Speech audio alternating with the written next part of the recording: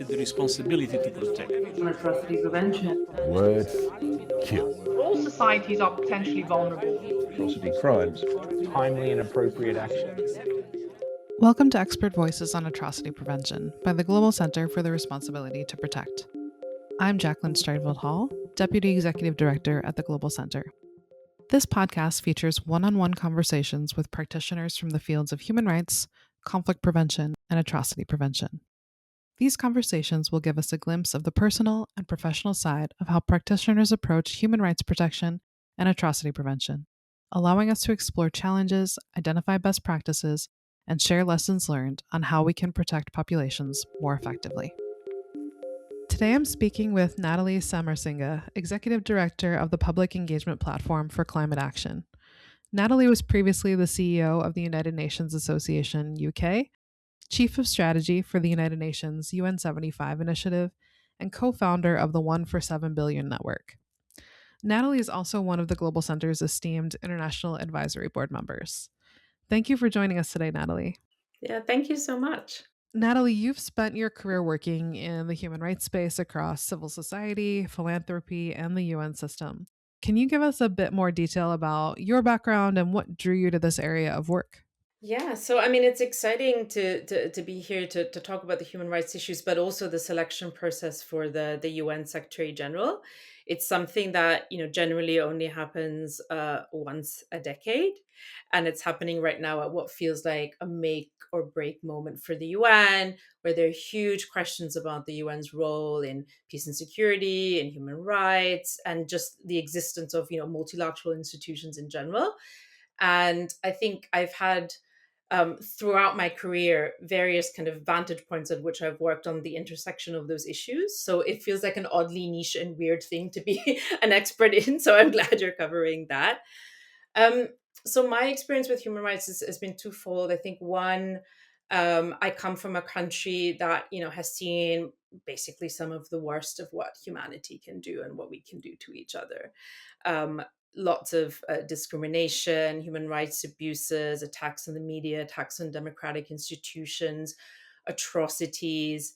And even though, a lot has changed in the last 4 years and there's now a new government in Sri Lanka, there are still huge questions around accountability, families still waiting for justice. So I think the personal experience of seeing that happen to your own community, your own country, that's always driven me. And this big question of what do you do when you reach the limits of what can happen in your own country? What is the role of the international community in stepping in helping, giving voice and supporting people who just want to have answers, who want to be protected, who want to claim their own rights and have that agency?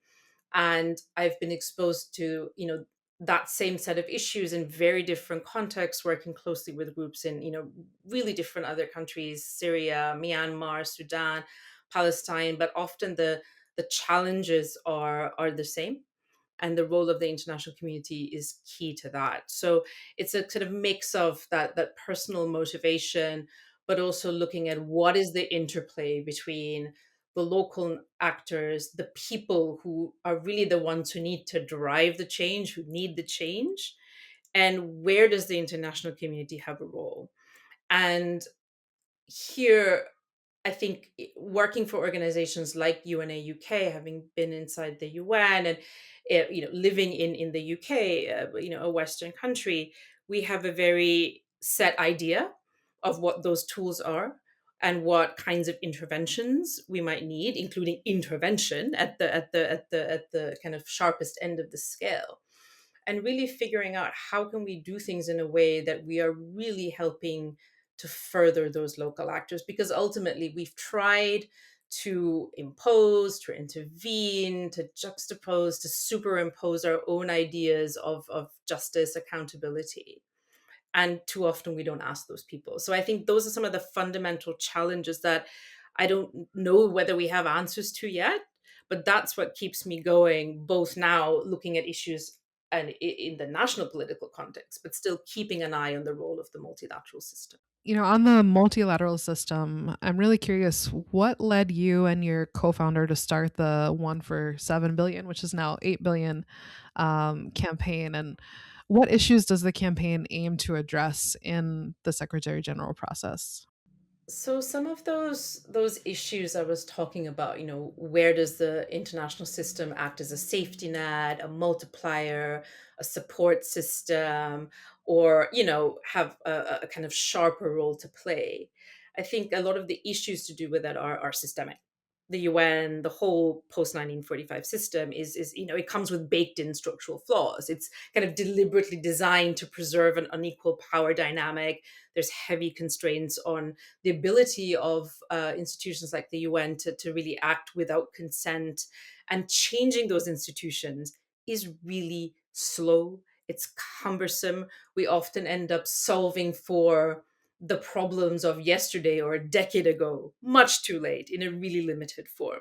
So, having spent so much time trying to work on these reform processes, really, I think the best theory of change and where I've really seen change happen is leadership.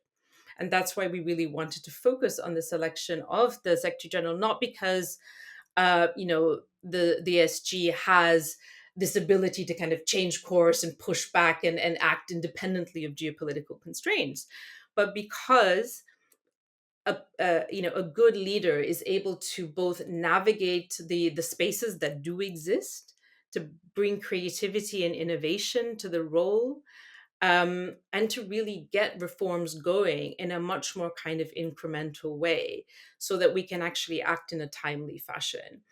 And the selection process, I mean, it wasn't a process at all. The UN Charter says absolutely nothing about it. It sort of says the role is appointed by the General Assembly upon the recommendation of the Security Council. That's it. That's all.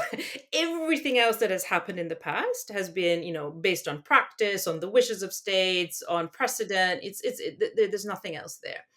And we thought it was fundamentally unfair that the 7 billion people of the world who are affected by this decision in more or less tangible ways have literally no say. The 193 member states that make up the UN have virtually no say, save for the 5 permanent members of the Security Council who would take the decision behind closed doors, subject to all sorts of pressures, trade-offs, deals.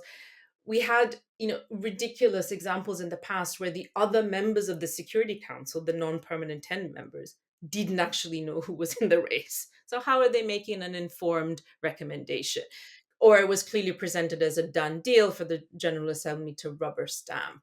In, I think, one or two instances, even the candidate was sort of taken by surprise. I mean, put forward in some kind of compromise situation between big powers. And we thought, in any other job, including in other parts of the multilateral system, that's just not acceptable. So we wanted to put in place the basics. Let's know who the candidates are.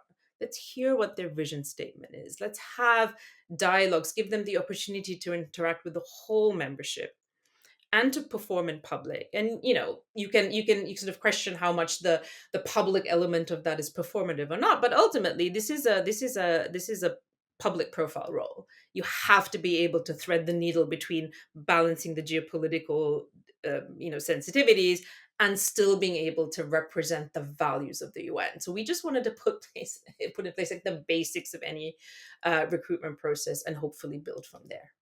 That's so fascinating. I don't think I really appreciated how unstructured the process previously was, because I've seen the current process, and so far there's been, I guess, the what were considered at the time the 4 candidates. Now a fifth one has been added. Engage in public dialogues, and I saw the process for the election of Guterres 10 years ago, but I don't think I appreciated how behind closed doors it was previously. Yeah, we used to say it was, more opaque than the selection of the Pope because the Security Council wouldn't necessarily even send smoke signals. They have this sort of very arcane process of, color-coded ballots. It feels like something my daughter would do kind of in kindergarten, like you get the red card to play if you're, a veto carrying member or white. So it was really, really opaque. And I think I guess I have a lot of thoughts about things that we could have done better and differently and the flaws that are within the process. I think there's a right challenge to say the whole public element is performative. It's still a power selection. But I think there's no denying that the dialogues especially the very strong performance that Guterres is seen to have put in 10 years ago. He went from being someone who was a contender but not a front runner to really being a front runner. At the same time, the weaker performances that were put in by some of the front running candidates really impacted them, and even the permanent representatives to both the US and Russia acknowledged that it had some impact. You can't ignore the momentum of it.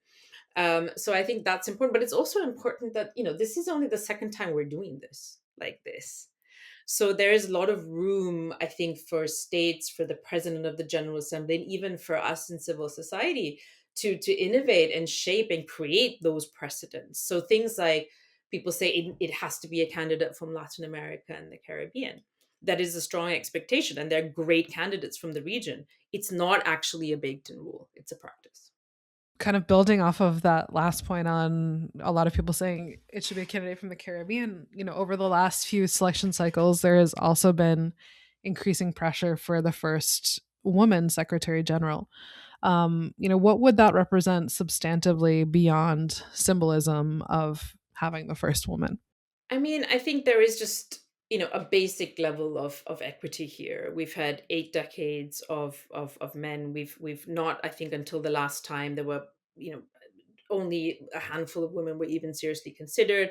I think forcing the transparency and open nominations led to more women on the ballot last time and this time, and that's great. So I think there is a basic equity question here. The UN represents human rights, it represents equality. It is in the charter. That is actually something that is explicit in the charter. So I do think that is a point. But I think we're looking at really a leader who needs to have the foresight to reimagine the UN at a time when its future is at stake. You need to have the kind of the courage to be able to kind of close agencies, I think, and pull out of areas of work where the UN is not the only actor capable of doing the job. You need to be a kind of skilled mediator, convener, be able to move beyond all the different forums, formal and informal, that now make up the more complex and fragmented multilateral system. So I think this is about a kind of competent, empathetic, experienced leader who can kind of shrink the UN without compromising, the dignity, I think, of those it serves. So I think there's a question, regardless of gender, that's one of the skill sets that's needed. But I do think there is an impact that is beyond the symbolic. I mean, this is a time when basic norms, rights are being questioned. And when there's also a lot of focus on double standards, most sharply in the context of atrocities and conflict and aggression, etc. But also there's a basic issue of the UN being able to walk the talk on the issues that it is supposed to defend, and about showing that there is an alternative, I think, to this sort of polarized way we see the Secretary General's role. It's always, is it a general? Is it a secretary? And that pushes you towards certain types of leaderships and people's moments. And I think this is about having someone who can operate in many different ways. And, quite frankly, if you are a woman and you've reached that level of experience, which, the candidates so far have, despite all the structural, the personal discrimination that women in public life face, I'm sorry, you probably had to fight a lot harder to get there. I think this is about inspiring people, reconnecting people with the mission of the UN, making it relevant, and not having another kind of faceless bureaucrat, quite frankly, or someone who looks different, I think could help. So I don't want to fall into the trap of, women are more consensual, women are more this and that. I think, certainly looking at the candidates now, they have had senior roles in defense, in peacekeeping, and managing huge bureaucracies. These are not your traditional soft, female coded traits. They exhibit both. But I think it's about having that diversity.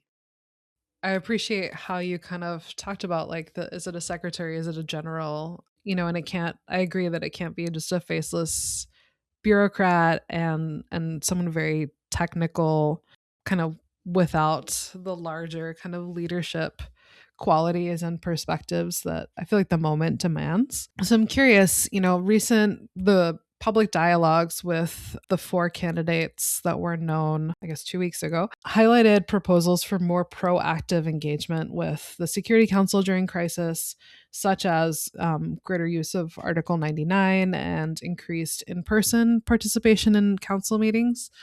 In your view, how can and should the Secretary General more effectively leverage their authority, particularly in the current moment, in the current kind of state of geopolitical differences, the current state of violations of IHL, and just the way the world is at the moment, to drive earlier and more proactive engagement? So that is really the key question. That's the $1 million question. I do need to say, kind of in the interest of transparency, that my fund is actively supporting and working, with candidates. We primarily work on climate policy, energy policy issues at the national level, but we really recognize the opportunities that you have if you have a functioning multilateral system and UN that can support national governments, but also the risks of not having that and having a kind of compromised or captured or failing system. So we are doing that. I think it was really interesting to see again that archetype of secretary or general, or Dag Hammarskjöld, who's seen as the type of secretary general we need for this moment. I think that really played out in the dialogues. So I think it's interesting for one reason. One, there's this a huge focus on the UN's role in peace and security, and that effectively kind of sets up, do we have an SG who can mediate and resolve conflict, etc. And again, just to say on the female issue, however you conceive of this role, there are qualified women, and there are qualified women who are standing now, who have that experience, who can do that. But I think what it doesn't take into account, that framing, is the space that the Secretary General has within the UN, and the space that the UN has in the current geopolitical environment to really make a difference. So, of course, we need a Secretary General who will show up, be creative, really go through the hard work of engaging with all the big powers, engaging with all the other countries as well. This is not just about managing the Security Council. And I think that was also quite obvious from the dialogues. You have the majority of member states who are, of course, interested in peace and security, but they're also interested in the impacts that these crises have in the kind of secondary and tertiary way on energy, food, debt, all the other issues that they're facing. There were so many questions on development. That's not really had, I think, the attention it deserves. And arguably the UN has more space in this role. So I think this is, the moment for a person who can say, of course I'll try. Of course I'll try and get some space.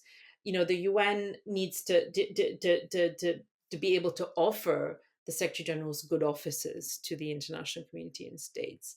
But what does that really mean today? Today, we see an environment where a number of leaders of very large and very small countries clearly want to play a role in mediation. They want to be the conflict, negotiators, solvers, etc. What can the UN Secretary General do to support those actors? So it's not just, the strengthening the UN's mediation bench and capacity for itself, is what is the toolbox it offers others. And then I think there's a real role in the diplomacy around those secondary and tertiary effects. So if you look at fertilizer shortages or bottlenecks in other kind of, much needed commodities, countries hoarding them, etc. There's a different type of conflict diplomacy that is about managing those impacts and getting ahead of them. And then I think there is, just, you mentioned Article 99. Again, there's nothing in the chart about the UN being the UNSG being a general or an active mediator. That is very much a practice that's developed through the incumbents of the role. For me, Article 99 is kind of a last resort. Just like raising the alarm publicly is a bit of a last resort. There is a lot that the Secretary General needs to do to be able to both offer their services, work with a wider range of actors, look at the different spaces where conflicts now move, in the trade dimension. That's a huge kind of, real battleground in the AI area. There are just different fronts where geopolitical conflict and actual conflicts are playing out, where the UN doesn't really have the space, let alone the Secretary General. So what can this new person do to increase that space, but also just take a much more humble approach to their own role and the role of the UN? Yeah, and I think that kind of brings me to one of the questions I have, which is, you know, to the extent that the selection process and the SG, given that it's, a something where they can run for a second term, and the geopolitical vying that happens throughout the selection, um, does become a bit like, electoral politics that we see within states. So how much agency does a secretary general really have versus being constrained by, the demands of 193 member states, or, sometimes the demands of 15 council members? Yeah, or five, or three, or Yeah, two, or five. one in particular. I think weirdly, this is, in as much as it's an awful moment, there's also a real opportunity for the Secretary General in a way that I don't think there has been, because of the financial crisis, which itself is part of a much longer crisis of legitimacy, politics, structure, etc. But it does offer space in saying, how does the UN needs to shrink, but how?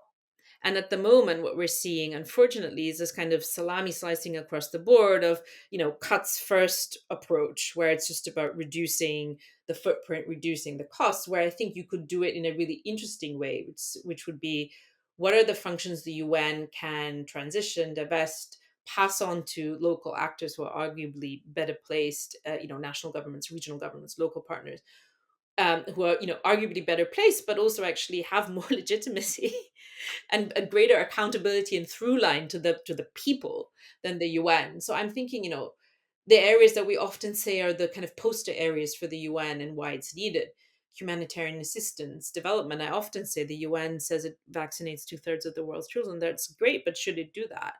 That's where most of the resources go. So you can see someone coming in with an opportunity to cut, not just across the board with a cuts view, but actually saying strategically, where does the UN add the most value? What is a kind of principle of subsidiarity? What can only the UN do? And then you're left with a much harder but interesting set of tasks around norms, human rights, atrocities, conflict mediation, which are really hard to replicate. And you also free up, quite frankly, like kind of 2/3 of staff work on kind of development humanitarian issues, 3/4 of the budget. You get out of this kind of fundraising cycle because we're saving lives if you actually can you manage a kind of transition where you're responsibly divesting yourselves on the task so you aren't risking lives. It is very difficult to do, but then ultimately you're in a much more sustainable position where it is a smaller UN, it is a leaner UN, but it's also a UN that is really focused on the tasks that are needed. Doesn't mean it's easy, those are the hardest tasks, but I think there is an opportunity amidst the crisis to reframe that role of the UN. And it's not just, the mediation norms, there's things like foresight, analytical capacity, technical assistance. There's a host of other things where I think a creative SG could make headway. And then you get to carve out a different sort of relationship where you're not just chasing the money. I do think the whole question of having two terms is tricky. I mean, people often say, do SGs really get better in their second term? I mean, somehow, some did, some didn't. But I think it's not about kind of whether or not they do better in the second term. I think it's about fundamentally changing that incentive structure where you have a candidate who knows they're going to have to be, reappointed, even if it's a bit of a tick box. So you either need to make that a proper process, or you need to just have a single term. Because I think the worst aspect of this is the trading that goes around the senior kind of undersecretary general posts. They have been used to park political has-beens, people who are inconvenient or just, get a little retirement bonus before they bow out of national politics, who are grossly incompetent. We've had monopolies on, peace, on humanitarian and other posts for a long time. There have even been cases where fairly recently, the SG has tried to reform and merge departments, and then everyone says, yes, of course we want you to cut and merge and streamline, but we still need to keep our 2 USGs and we can't compromise. So look at where the current cuts have been falling in terms of the level of staff. So I do think, we do need to relook at that. So anything that will strengthen the hand of the SG. I think also having a more balanced role for the General Assembly in the appointment, which I'm hoping we will see this time. I think there's been a real recognition that both principal organs are charged with this appointment. So what can we be doing in the General Assembly that's within the mandate and powers of the General Assembly and the President of the General Assembly to really make sure they feel like they have some sort of a say and are not just accepting a diktat from the Security Council. So, I think if I had to pick, single term seems to be one way to resolve this. You could also look at a stronger role for the GA in signaling, candidates that, it likes its kind of own version of straw polls. You could also look at a better way to test at the interim. It may be a combination of all three, but we have to find ways to kind of relook at the UN SG's role as that kind of their key relationships just being the permanent members. And I think that's ultimately when we were setting out to do the 1 for 7, now the 1 for 8 billion campaign. It was, yes, it was about the voice of the people, but it really was about the voice of all member states as well.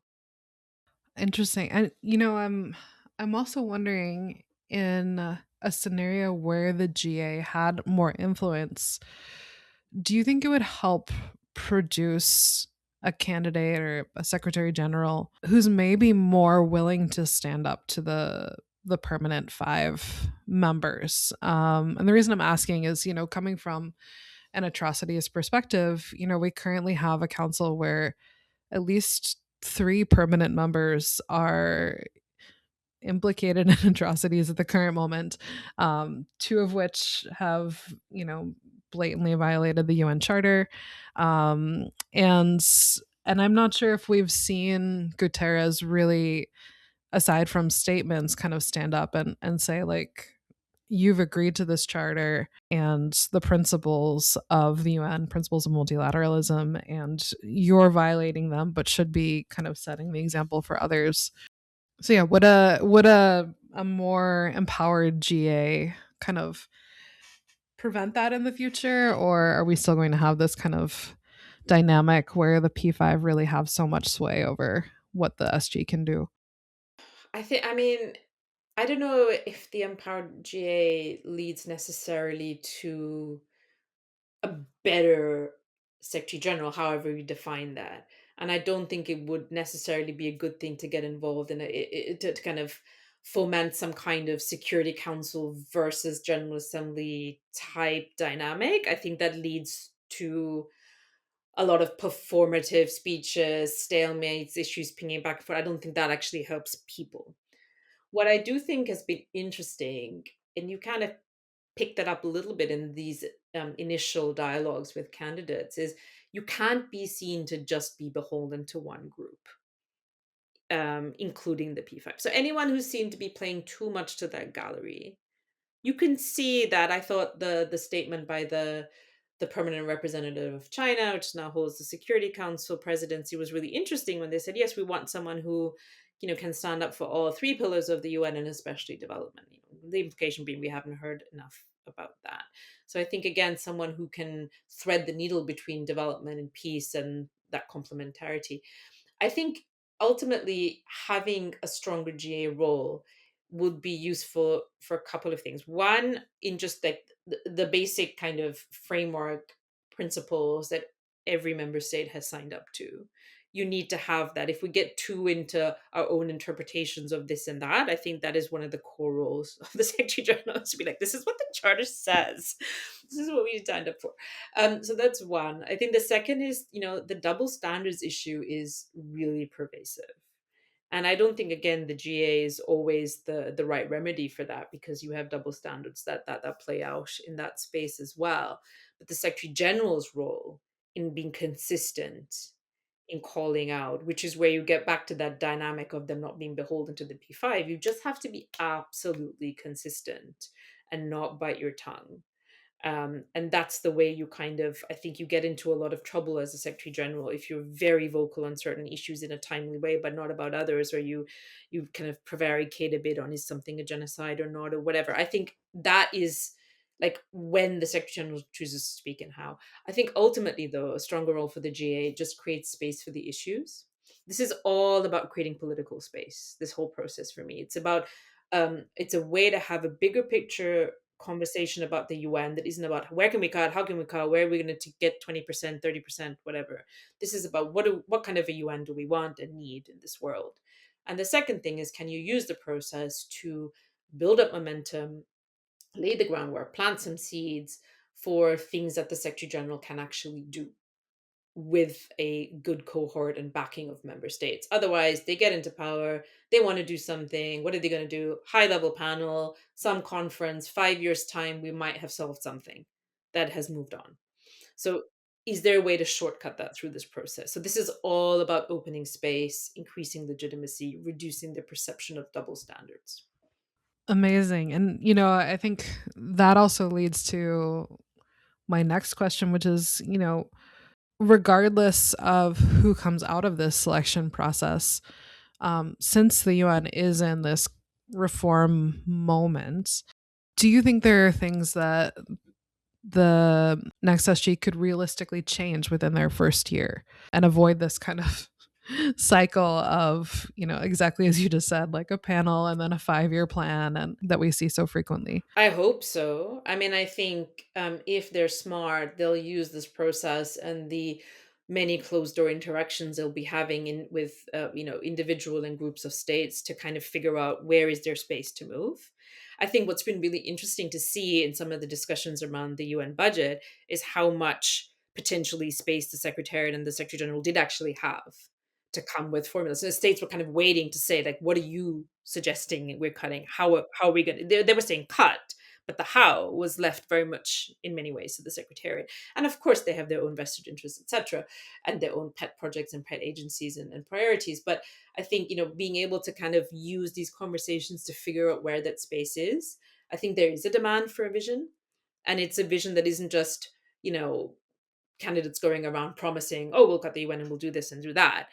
It has to link to why are you cutting here? And maybe even having the courage to say that, yes, over time, once we're over this reform moment, I mean, some would say reform crisis, like, we may actually want to be investing in certain capacities that might be useful as well. So I think this is about, here's a plan to meet these, financial pressures, but in a way that is managed, that isn't chaotic, that is really looking to where does the UN need to be in the future and where does it not need to be. For me, building on my earlier points about where can the UN make the most difference on the peace and security side. For me, it's, you look at this current crisis and the fallout from Iran. It's all those knock-on effects where there is a short-term diplomatic role to make sure that states and people can get the goods that they need and are not going to be in dire straits or have hunger crises because all their crops failed this year because they couldn't get fertilizers. It's about maybe being able to carve out a little bit more space for the UN on some of the finance, debt, and trade issues. But it's really looking at what is that longer term shock management role, because we're going to see more shocks. And Guterres, really to give him credit, he tried with the emergency platform to do things for various reasons that didn't fly politically. We need something like that. So I think looking at those key areas of energy transition, adaptation, affordability, it's those questions that are the pressing issues for states nationally. They need to be able to look to the international institutions to help create those conditions. And one of those conditions, yes, might be a whole basket of traditional peace and security issues. But I think it has to be connected in a much more real way. And then I think the ability also to just be more small p political, having the experience of, this is how you need to play things nationally. These are the kinds of constraints that governments who switch on to the UN dip in and out of these issues. the missions are always engaged. Leaders are to, greater or lesser degree, usually a lesser degree. Being able to do that and being able, I think for me, crucially, figuring out where the UN has more of an active role and where it is complementing, nudging, working with other forums, other groups. I think the real challenge will be not just kind of hopping from these different groupings, and there'll be more and more and more on issues, but actually saying, how can you take an agenda and guide, support it in navigating through these spaces? Here's a decision, here's a norm, here's legitimacy, here's getting buy-in. How do you use the G20s, the BRICSs, the regional organization much more creatively? One of my favorite kind of UN Secretary General star moments is Kofi Annan, who, maybe one of his finest acts of diplomacy was getting pharmaceutical companies around the table to agree, lower cost and in some cases free access to antiretrovirals, which had a huge impact on the AIDS crisis. There are different types of diplomacy. So I just wish that we would get out of that kind of mold of writing into, sit around a table, knock heads together. Yes, there is that, but there are lots of other things too.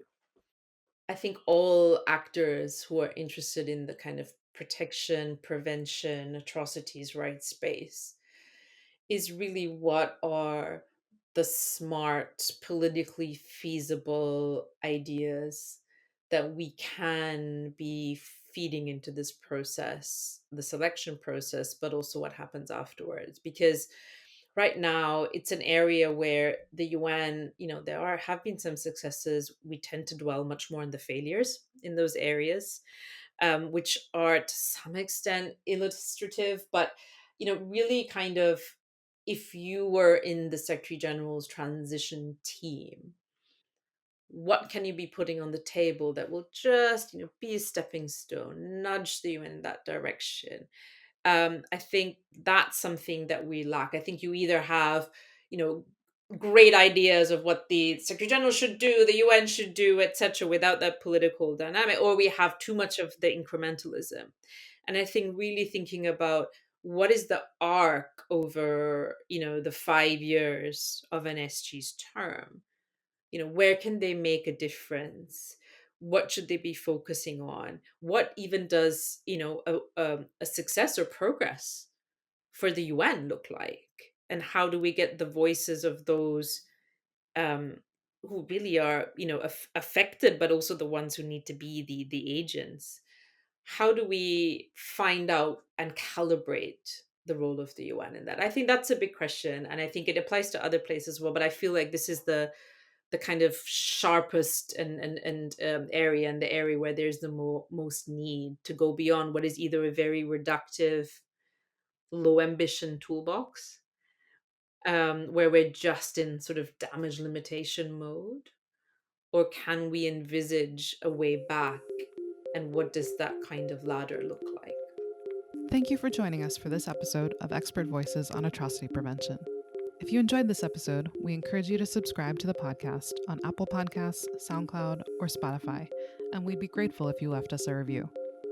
For more information on the Global Center's work on R2P, mass atrocity prevention, and populations at risk of mass atrocities, visit our website at www.globalr2p.org and connect with us on Facebook, Blue Sky, or LinkedIn at GCR2P.